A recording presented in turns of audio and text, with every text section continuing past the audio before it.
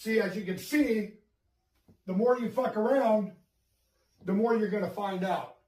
And also, if you stay down here and you never fuck around, you'll never find out.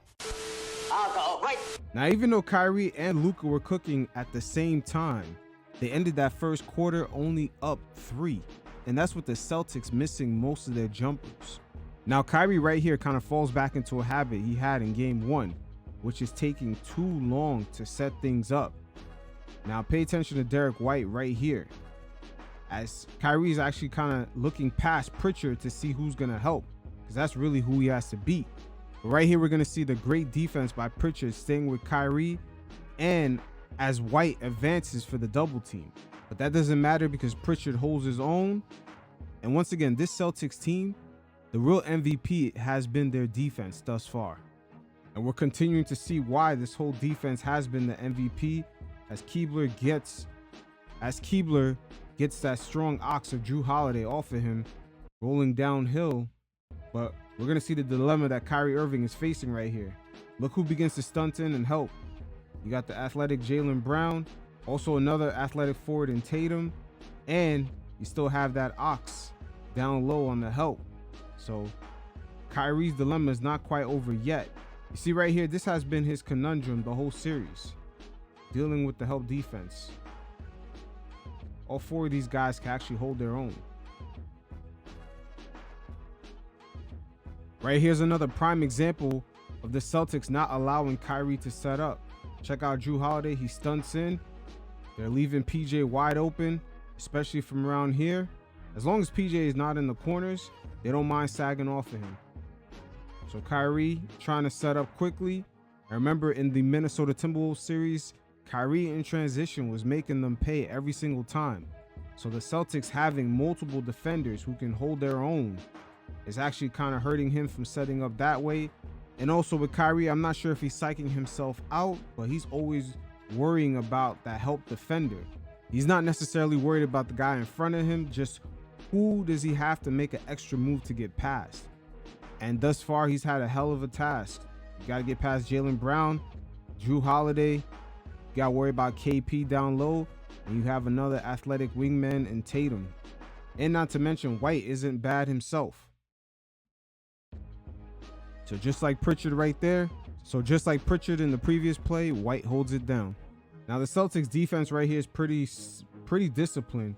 As we see Lively right here, he rolls. And I believe if this was Luka right here in this position with the ball, KP would have stunted in more. They would have guarded this a lot different, but Kyrie's not necessarily known for making this pass or even attempting to make that pass. But for the most part, KP down low serves as a threat to kind of take away from Lively right here. And we're pretty much just going to leave Kyrie one-on-one with Tatum. And keep in mind, Kyrie's bird's eye view is really focusing on the help man. You got KP right here to block the rim. So once again, unlike the first quarter, he settles right here. So the Celtics defense continuing to show that discipline. We see Gafford right here on this roll. Now Green at this corner, they're going to sag off of him. This is what makes this possible for Hayward to be serving as the low man right here. And also he's one of the defenders is crowding up the lane for Kyrie to get past Drew Holiday right here. See, stunts in. Tatum is with Gafford. That already crowds up the lane, but Horford is the extra person in there for the help. And it's all made possible because Green has been off. They're not going to leave PJ in the quarter wide open because he's been killing it throughout the playoffs, especially in that OKC series. But Kyrie right here makes a tough pass to Gafford. So we're seeing the Celtics defense show different type of reactions based off of where guys are positioned at. If PJ is up top around here, they kind of sag off PJ. If he's down here in the corner, whoever's guarding him doesn't necessarily sag off. And with Green, they don't mind him leaving him open anywhere from 3 because he's been cold throughout this series. Same thing for Derrick Jones Jr. But this now allows the Celtics to crowd up the paint. If this was Luka with the ball and Gafford is rolling the way he is, the Celtics will show a lot different looks right here because Luka can make this pass with his height and just the way he kind of looks defenders off. They would have played him more close to the hip with Gafford right here. But because it's Kyrie, they sag off of Gafford right here a little bit on the roll. Green in the corner could sag off of him, start crowding up Kyrie's lane. Look how many guys he's got to get past. And Gafford already crowds up the lane by having his defender and Tatum there. At the same time, you keep Jaylen Brown on Luka. If PJ would happen to be up here while Kyrie was making his drive, man, it would have been worse, because definitely White would have fully committed on that stunt. Right here, one-on-one with White, and look at KP. He's going to take away Kyrie's driving lanes right here. And as I stated earlier, check out Derrick Jones Jr. They're going to leave him wide open. Sagging off of him and PJ up here is really what's killing them. If these guys were just knocking down the shots, this would be a whole different series.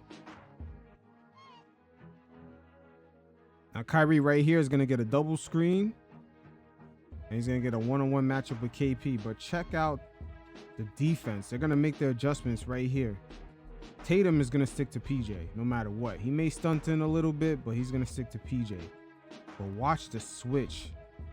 Sam, he knows where to be, because Tatum is going to stay up here and crowd up the lane. Look at that.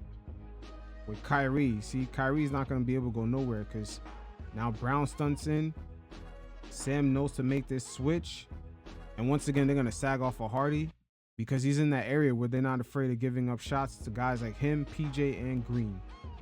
And even Drew, if he wants to, or Sam, they could sag off of Green around this corner, because he's been weak with that all series long. But now with Kyrie, check out his vision. He's dealing with Tatum stunting in just a little bit. And mainly he's going to be dealing with Brown. Brown's going to make that full commitment right here. So he's going to settle right on KP.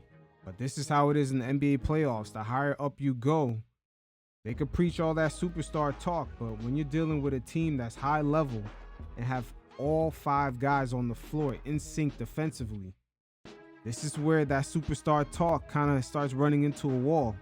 It doesn't matter if you have Michael Jordan, Kobe Bryant, Luka, James Harden. It doesn't matter who it is. You are not getting past a defense like this when all 5 guys are in sync.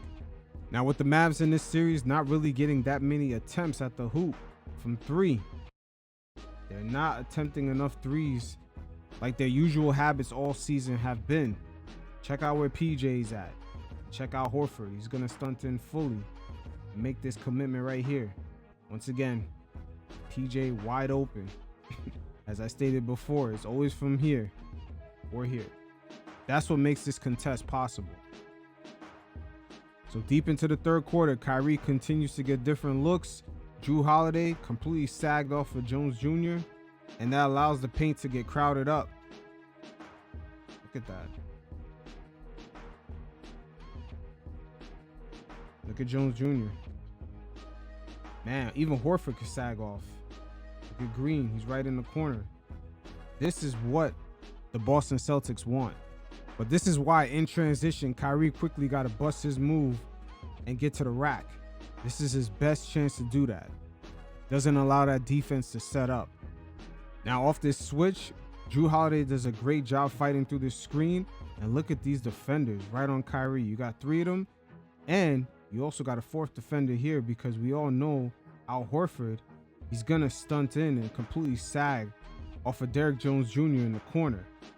It's really White who has to stay. But because of Kyrie's on the opposite side, he could stunt in a little bit, but he's going to get back to PJ because they're not trying to give up this shot. But it leaves for things to get quite difficult for Kyrie.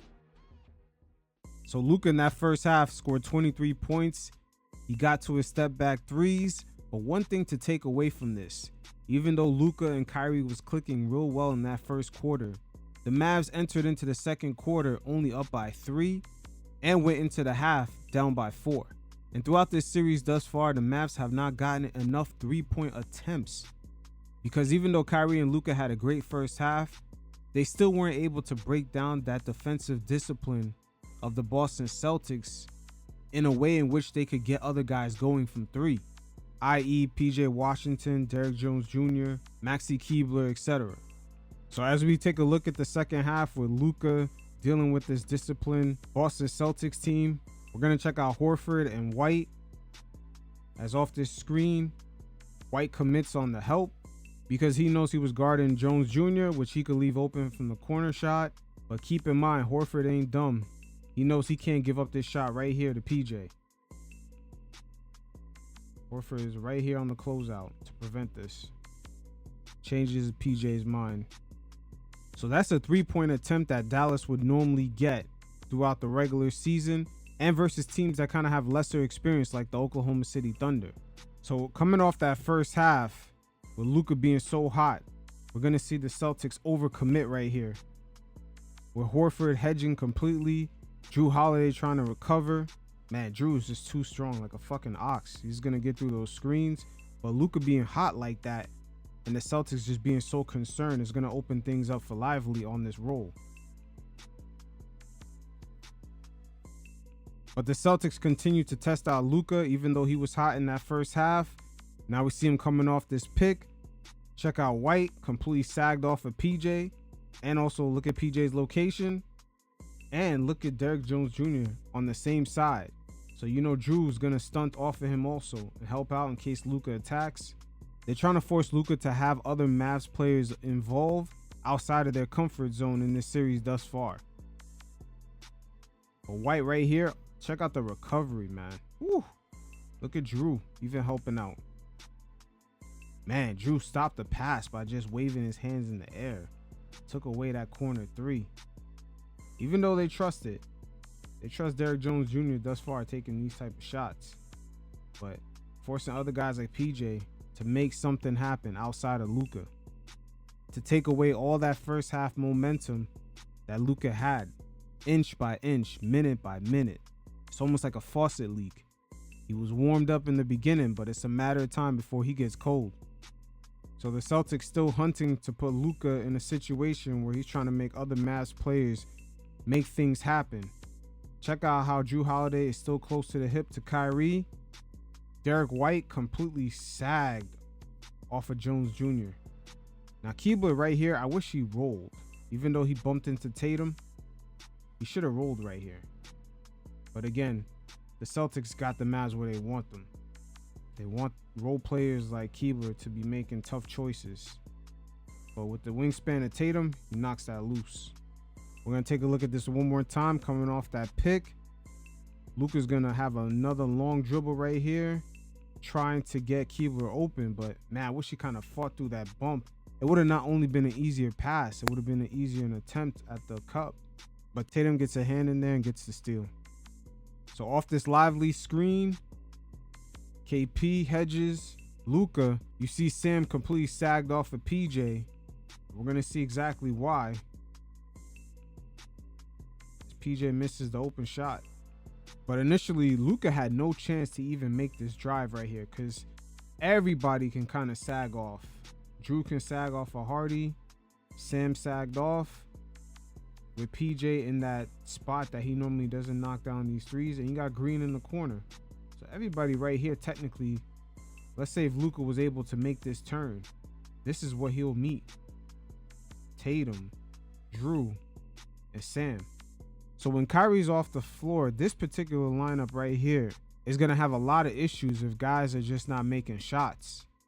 So now Dallas introduces Dante Exum into the fold, trying to provide a little bit more shooting options as the pickings have already gotten slim with Hardy, Keebler, and Josh Green.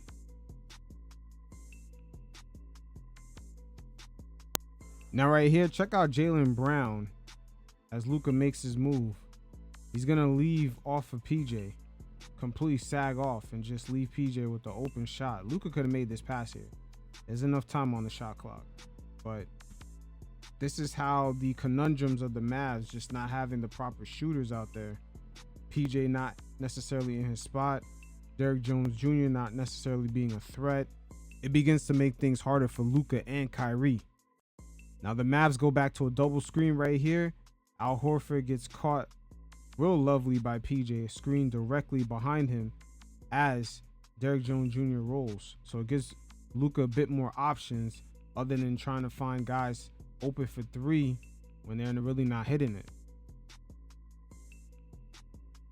So right here, Mavs down by 8, late game situation. Luka 1-on-1 with Al Horford, and as we've seen in the previous series with the Mavs and the T-Wolves, a double would necessarily come in right now if it was Minnesota, leaving Keebler possibly open to knock down the shot. But Drew is not going to give that up. Like I said, this defense is in sync. It was a fake stunt. Drew recovers back to Keebler, and it's better at this point in the game right now, up 8, to just give up a 2. And Al Horford unfortunately gives up a 3-point play, which was more difficult to make. But Drew showing the attention to detail that this Boston Celtics defense has.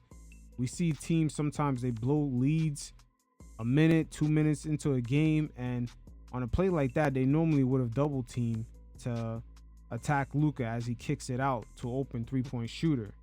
But the Celtics will put you in a position for you to complete the play on your own.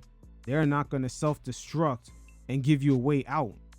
So overall, the star players of the Mavericks had 2 completely different halves, and at the same time, they had way too many defensive liabilities as guys like Tatum and Brown were just blowing past Keebler, Kyrie, and Luka. And it just led them to be in recovery mode from there, as guys like Jrue Holiday got to cooking in the paint, going 8 for 8 in the restricted area, and just dropping 26 points with no turnovers, and just playing superb defense along with all the other 4 players of the Boston Celtics, as they were in sync all game. They made their adjustments from quarter to quarter, and in reality, this team defense has really been the MVP. And when I say that, just imagine KD's voice. You are the real MVP Boston Celtics defense. And they are operating on a very high level, very detailed. The Mavs are still going to have to find a way to get more 3-point shot attempts, because going from quarter to quarter in this series, the Celtics pretty much tightened up that leaky faucet. And that is a big characteristic of the Luka Doncic pick and roll. It's him being able to find guys open, or just him being able to utilize his scoring threat to get other guys going.